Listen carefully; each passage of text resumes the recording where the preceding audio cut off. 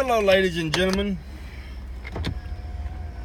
I come to you at this moment with a bit of a heavy heart. You see, it was just pointed out to me only by God's grace and God's will and God's actions, a point in which is very much true,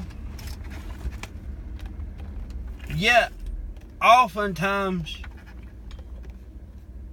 not just forgotten about, but ignored. And that is the sin of pornography. Now,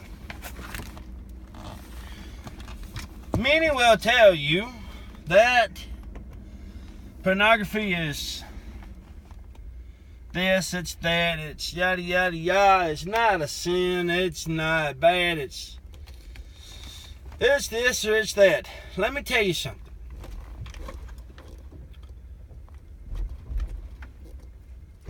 But for one that is suffering with that spiritual disease on a minute by minute basis, that is a life ruining sin. Okay?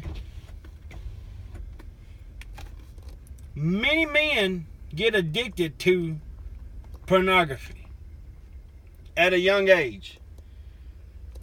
They get addicted to it because they find daddy or uncle or granddaddy's stash of dirty magazines and dirty movies.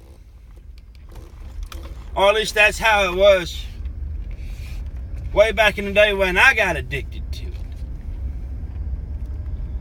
it. In this day and time, for every one good, clean, wholesome internet page, you've got 30 pornographic pages. It's the rabbit hole that keeps on going. It's the Energizer Bunny of rabbit holes. Now, for that point of view, you 5, 6, 7, 10 years old, you've already started experimenting, exploring your body, so to speak. You realize that you've got this, and then you see magazine with pictures of people with other stuff that you don't have. And you start getting curious. You start seeking more knowledge, if you will, about the subject.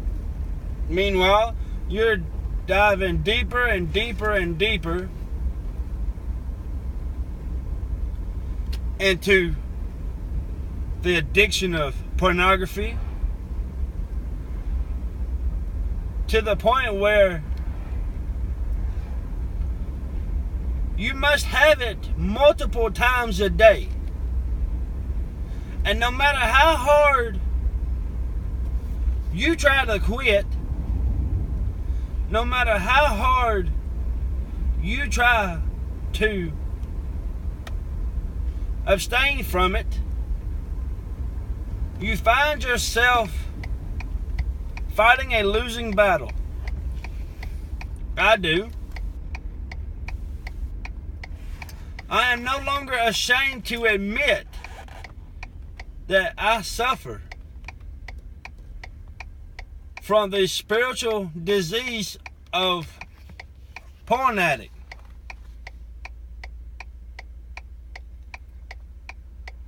I am no longer ashamed of my weakness. I am, however, proud to know that I have a God, first and foremost, that is much stronger than I ever could be. That's the most important thing. I have a God that is much stronger than I ever could be. There's no questions about it. He is much stronger than me. But you see, there is something else in this world that is stronger than I am. And that is Satan, the enemy of God. The self-chosen enemy of God. And he figured out much time before us the best way to get at God, if you will, is to take away God's children from God, such as those of us that are Christian, true Christian. Satan's biggest joy is when he has told enough lies, manipulated us enough that we walk away from God because we feel unworthy. And again, I am guilty of that. I have done that. I have walked away from God because I felt unworthy of God's love. But you know what? God doesn't love me because I'm worthy of love. He loves me because He created me.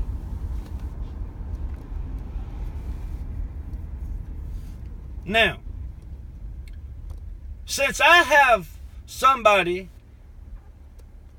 in my life that is stronger than Satan ever thought about being, there is nothing in this world that I cannot accomplish. Nothing.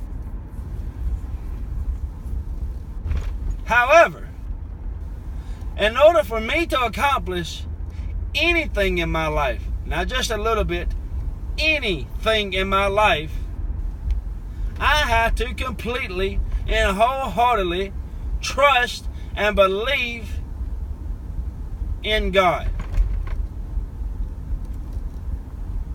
It's not good enough that I say with my mouth, I believe in God. I have to feel it in my heart. You can say, I believe in Barack Obama. I believe in Al Sharpton. I believe in Donald Trump. I believe in Nancy Pelosi. I believe in Paul Ryan. I believe in Bill Clinton. I believe in Hillary Clinton. I believe in Ross Perot, for those of you old enough to remember him, oil tycoon from Texas. I believe in Daddy Bush. I believe in Little Bush. You can say that, but the question is, do you believe it in your heart? Now, let me tell you a little secret. Your mouth will always speak one thing. That's easy enough. The question is, will your actions echo what your mouth says? Or will your actions paint a different picture? You see, your mouth and the words it speaks and the actions that you commit can be compared to that of two criminals being interrogated by the police department. Your mouth is criminal A. It's over here in interrogation room 1. Your actions are criminal B. They're over in examination room 3. There's all that space plus a room in between. You got 2 detectives interrogating your mouth. You got 2 detectives interrogating your actions. Are those 4 detectives going to come up with the same story from, or are they going to come up with different stories? See, pornography is probably one of the first things that we as men and you as ladies get introduced to at a very early age. But have no fear. It's not a sin that you can't win against. How do you win against it? It is very simple, folks. You give that problem to God. Now, that's the easy part. Just like with all other situations and issues, there is a hard part.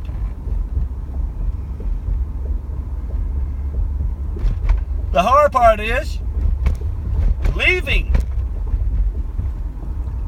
that sinful behavior with God, letting Him take it away from you. That is the hard part. Anybody that halfway believes in God can say, "Oh Lord, will you take this? I give you my addiction to sin. I give you my addiction to pornography. I give you my spiritual disease of lust or thievery or lying, whatever." Anybody can say those words. The question is, and this is a hard question, how many of you truly mean that? How many of you truly mean you give it to God and let Him handle it?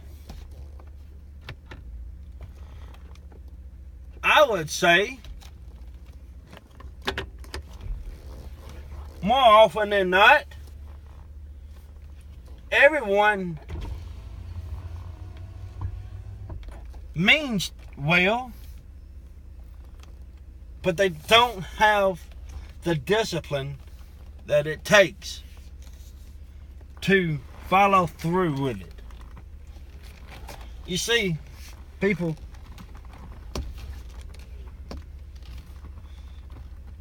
God is the greatest Father that you'll ever have.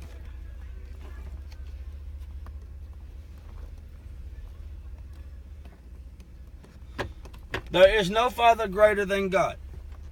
But what makes God so great is the fact that He will never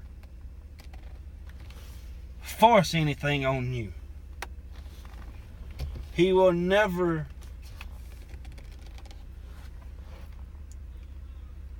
force you to do anything that you don't want to do. But He will always want the best for you. A human father will try to force you into doing this or doing that. But our Heavenly Father will not. I know that sounds crazy. That sounds incomprehensible. And For some it is. But in reality, it's easier to comprehend that God the Father will love you forever and always and will never force you into doing anything that you don't want to do than it is for you to figure out how. Oh, you're going to love this one. The flood happened. Now, I digressed a good bit, but I just brought up a valid point. Many people, many hundreds of thousands, if not millions or billions of people, will profess that the flood did not happen.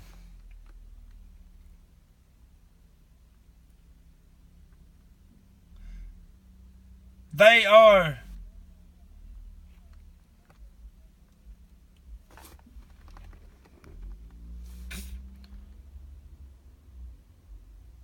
beyond certain that the flood in the Bible never happened.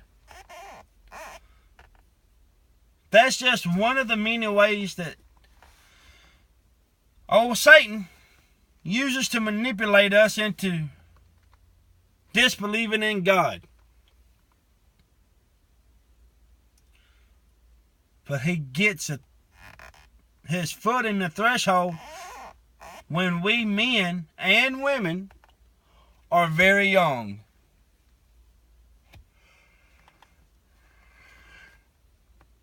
And the seed that he plants that starts separating us from God is the seed of porn addiction.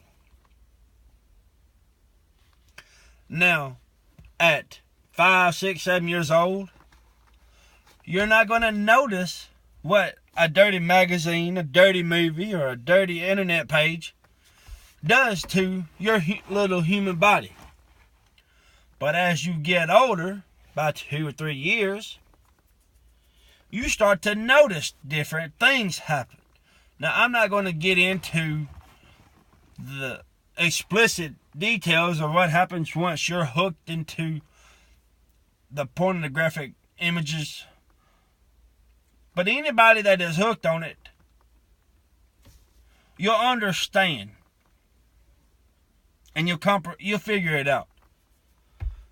That's where he hooks you. And from there, with addiction to sex comes alcohol, drugs, whether it be tobacco-related drugs, marijuana-related, cocaine, heroin, whatever.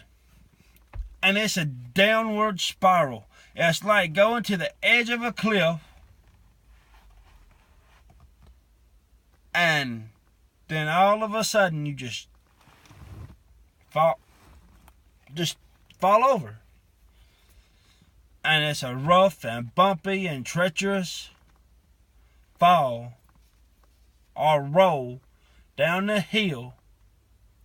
And for those that survive the fall and get to the bottom still alive, their body is as scarred and battered and beaten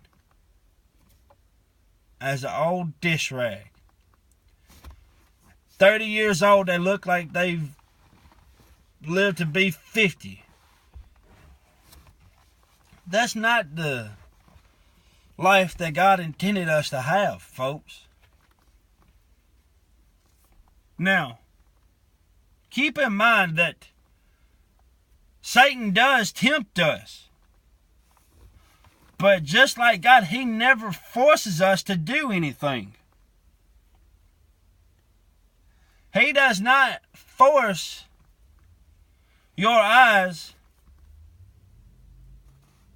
to look deeper into those pornographic images.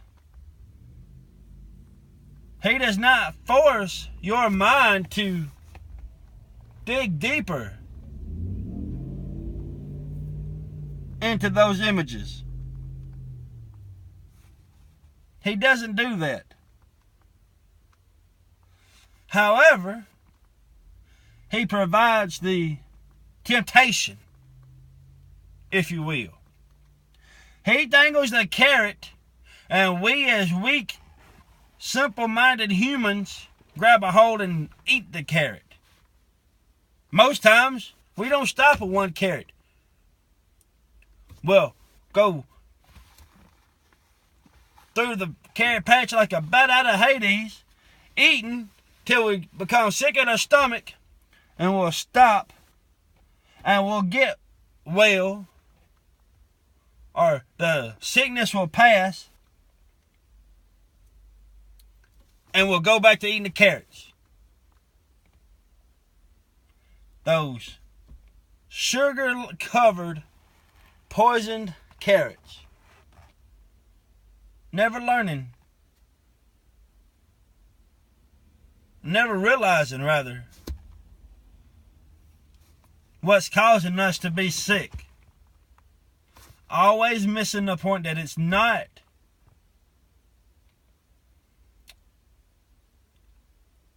this specific thing or that specific thing. It's as simple as eating the carrot. Not just the carrot, a bite of the carrot. But breaking it down, it's the simple fact that we allowed ourselves to be suckered into holding the carrot. Now, everybody looks at the carrot, okay? Mr. Goody Goody Two Shoes, Miss Holier Than Now, you know good and well that you've looked at many carrots in your life. And if you hadn't, you're blind. Plain and simple. If you hadn't looked at any carrots, then you're a blind individual. However, the fact remains that we have all looked at the carrot. Just as we have all sinned in the eyes of God, we have also all looked at the carrot. To some, it wasn't shiny enough to grab our attention and keep it. To others who touched it, it wasn't comfortable enough. There was some pain associated with holding the carrot. For others, it wasn't sweet enough.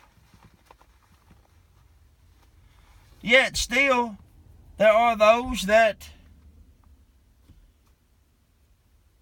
it looked shiny, it felt good, everything, but when they took a bite of it, it wasn't sweet enough. So they let go with they were able to walk away after just one bite and never touch that carrot of sin again. Then there are those that they looked at it, they smelt it, they touched it, they tasted it, they ate it, and they were hooked. But it all began with looking at that carrot. Satan just put it in front of you. He did not stick it in your mouth. He did not put that dirty thought in your mind. He did not put that evil desire in your heart. He just dangled that one little carrot, and therefore you fell victim. A true Christian adult or teenager that truly knows God will admit that they fell into a life of sin by one little action. We all are guilty of that one little action. It's nothing new, folks. Nothing new. So while you sit there and say, well, I'm not addicted to pornography, okay? Do you realize that lust is a sin?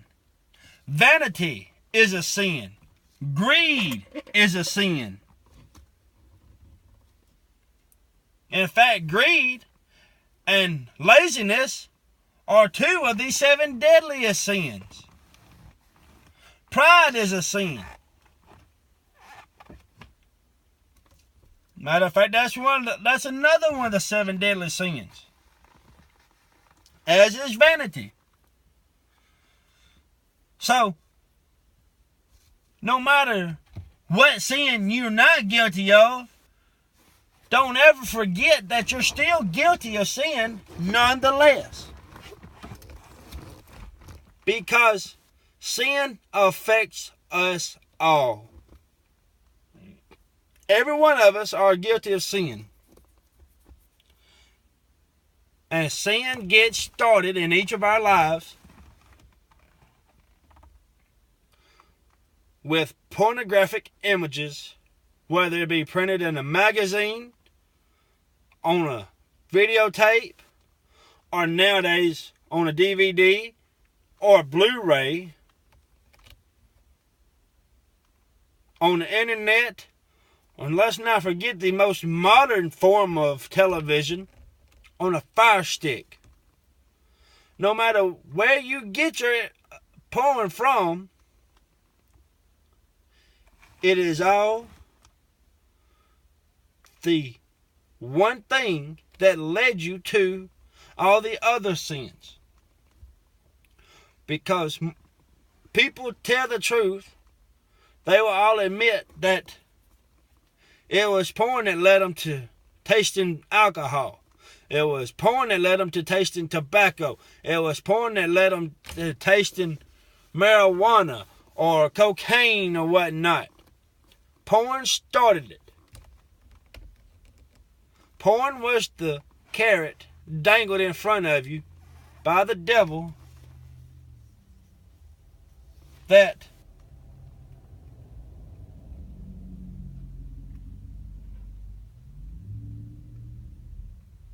was the gateway to all of your other sins. I applaud all of you who aren't affected by the pornographic industry. I applaud you that haven't fell victim to drugs, whether it's alcohol, tobacco, or illegal drugs. I applaud you for those that haven't fallen victim to pridefulness, vanity, laziness, greed. I am so flattered that y'all haven't had a wake-up call and haven't been shown where you truly stand in the world of sin. It's flattering to know that there are still those who are self-righteous enough to try to proclaim that they are free of sin.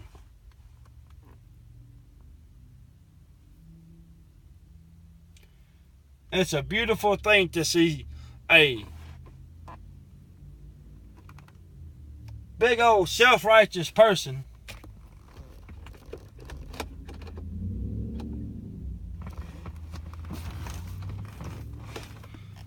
sit there and act all kind of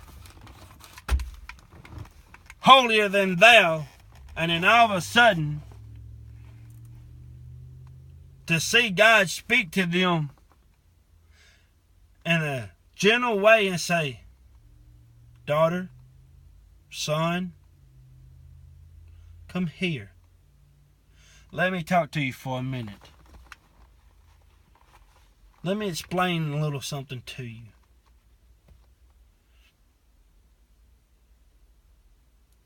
You're my child, and I love you, but you're no different. You're no better than that one that you're ridiculing and looking down at.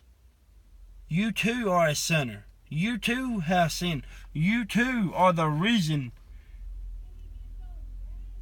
that I have these holes in my hands and these holes in my feet. You too are the reason that I wore the crown of thorns. You too are the reason that I hung on that cross.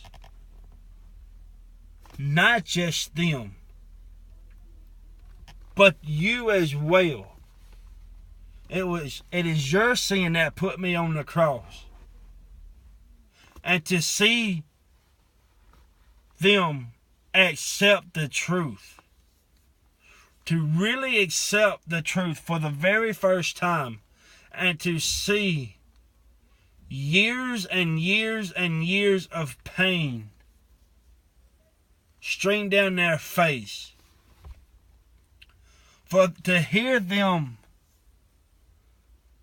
squall like a newborn baby when they are awakened, when they're spiritually awakened to the spiritual facts that they are the sinner. They are just one of many that is responsible for Christ being nailed to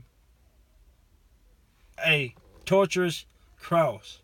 To hear them weeping like a husband that just lost his soulmate of 60 years or 70 years. To realize that it was them that put Jesus on the cross. Not just me, but it was them. The preachers, the teachers, the Sunday school teachers, the deacons, the choir minister, the youth minister, the door greeters, the bulletin passer outers, the ushers, the instrumentalists, to stand there in the presence of God and see them accept responsibility for swinging the hammer that hit the nails that was drove into the body of Christ, and to see the pain released and to feel the arms of God wrap around them. It's the sweetest and most joyous sight that you'll ever see. And just imagine, if you will, for a minute, if it is so sweet to see a self-righteous, holier-than-thou person truly have a come to Jesus meeting and truly comprehend that it was them, as well as me and you, that put Christ on the cross. As joyous of an occasion as that is for us as humans, imagine how much greater it is in heaven when another one comes to the Lord and says, Father, forgive me, for I have sinned. I am truly sorry. Please forgive me for my transgressions. Lord, please forgive me for my sinful ways of living. Lord, by your stripes I am healed, because not of my worthiness, but because of your desire to be with me. There's no other way to describe it except for it's the party like no other party. It's a party that's never happened before in heaven, and every time a sinner comes to know God, truly know God,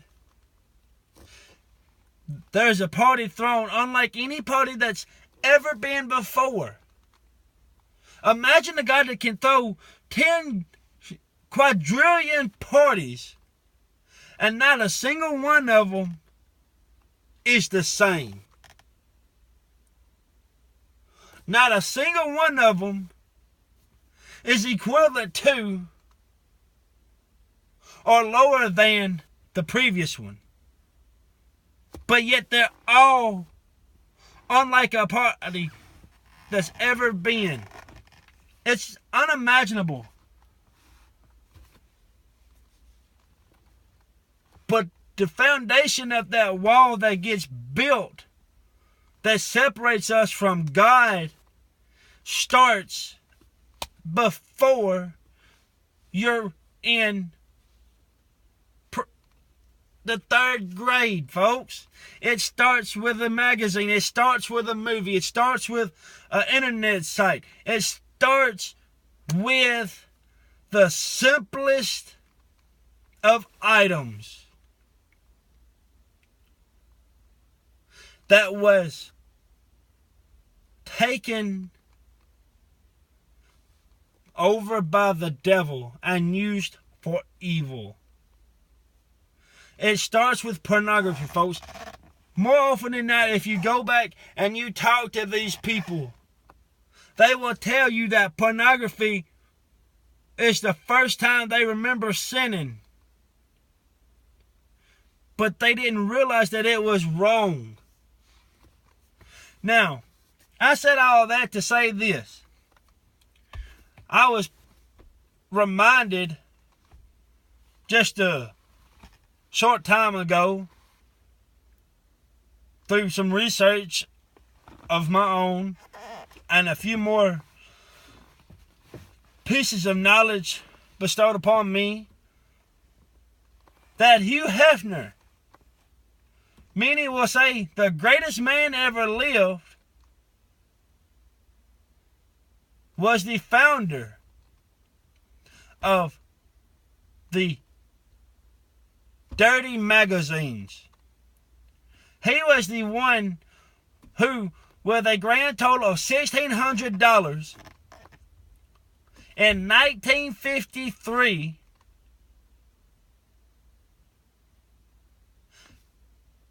started a revolution that has led to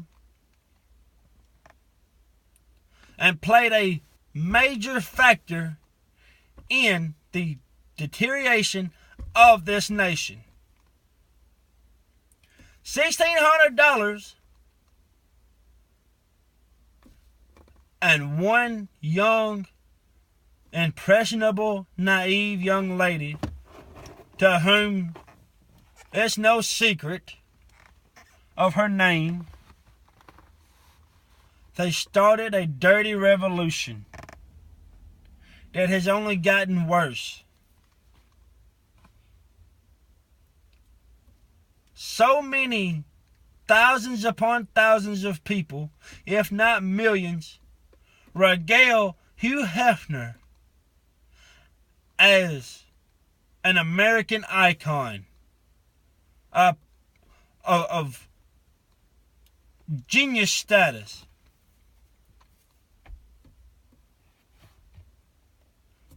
Yes, he is an icon. He did do something revolutionary, but in a negative aspect towards women.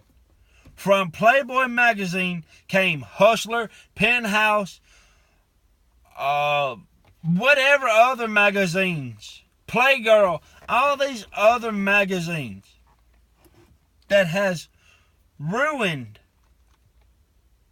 the lives of everyone that it ever touched. Had Hugh Hefner just went out and got a simple hourly job in 53, who's to say that the porn epidemic would have been spurred away? Who's to say that it would have happened? Yes, there's a chance it could have. And more than likely, it probably would have. Had it not been him, it would have been somebody. But instead of hailing him as an icon, or as in the secular world, as an American idol, you should refer to him as a manipulator of women. Maybe that's not what he intended when he started the magazine, but that's what it turned into.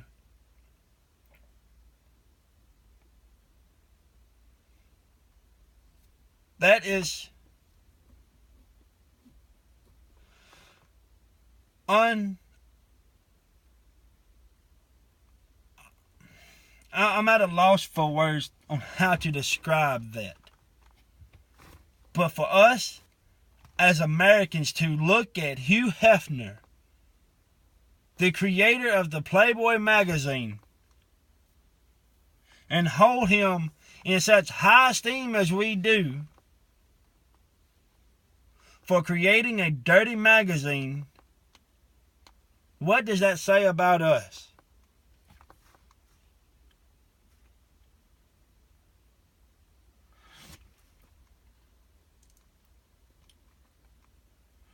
"54 years ago, he created a magazine.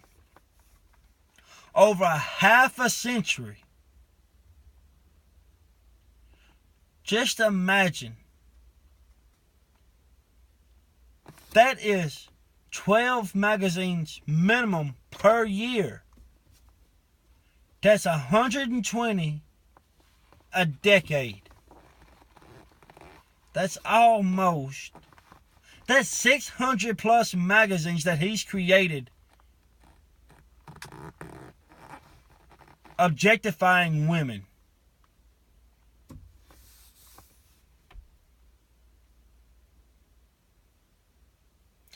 And men and women alike flock to them and read them, to see the centerfolds. And I'm not innocent of that either. I too am guilty of it. But to sit here and regale him as a true hero is sickening. He was an innovator. And had he put a little bit more dignity into what he was doing, maybe, just maybe,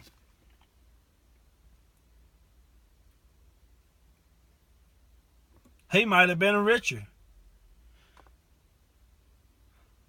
than a few $1 million, couple $100 million.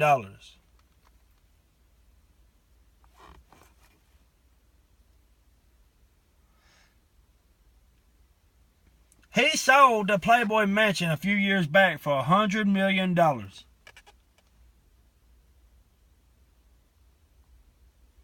So the rumor goes.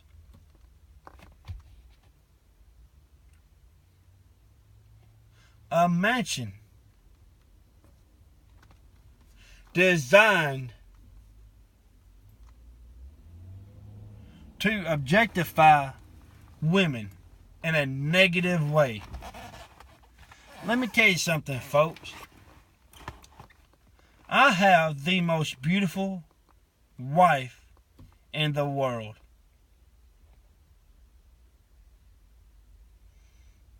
I love her. And I want to show her off to the world. But there are parts of her body that is meant for my eyes only. Not for every man in this country or the world to look at. For my eyes only. It is my responsibility as her husband to lead her in a loving and respectful way in the ways of righteousness. It is my responsibility to lead her down the path to God. Now, it's not Hugh Hefner's fault that so many women sign up to be the Playboy bunny for this term or that term, or be the centerfold for this month or that month, for this year, for that year. You can't fault the man for that. That is specifically reserved for the female that puts herself in that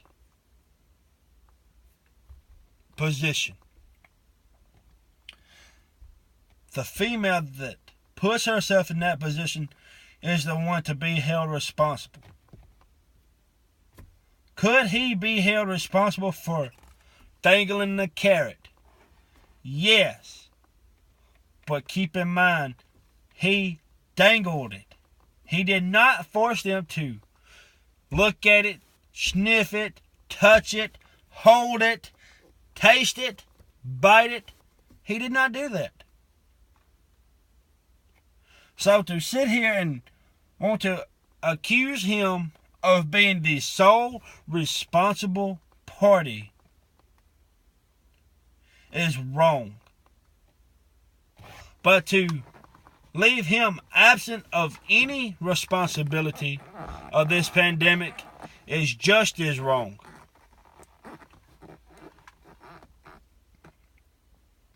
To sit here and say pornography is nothing more than just a time killer is ignorant to be said. For someone to believe that the spiritual disease of porn addiction is some crazy Christians thought is ignorant. We have the spiritual troubles in this world, in this country that we have, because our cornerstone is one filled with lust, greed, vanity, laziness, and the other 7 deadly sins. But more of that cornerstone is built up of greed than of the rest. Because greed inspires us to do the rest. Greed causes us to be full of vanity about our looks, or laziness. Nobody wants to work hard and do an honest job.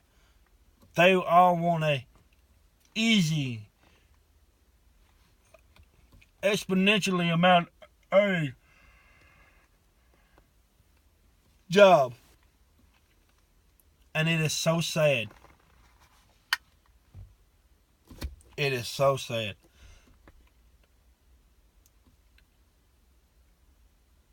I don't know which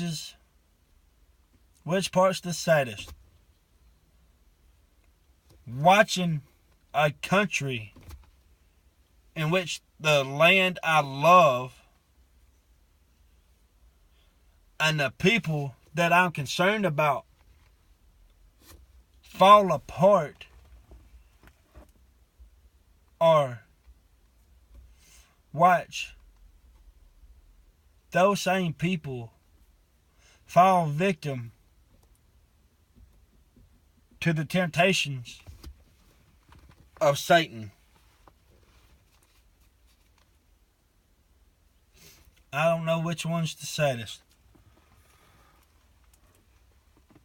Possibly both of them are equally sad. To know that we love bad more than good. Now, with all that said, here's the most important thing that we need to know. No matter how far down that rabbit hole of sin we get, there is a way out.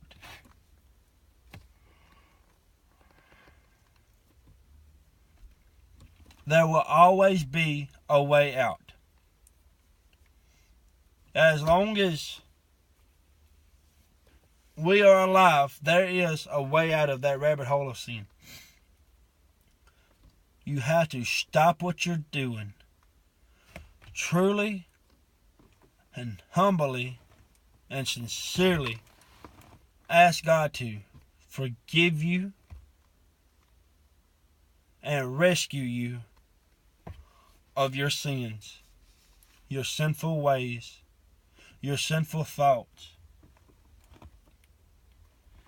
And ask Him to make you allergic to that dangling carrot. Make you allergic to the desire to sin. Will it happen overnight? No, it won't happen overnight.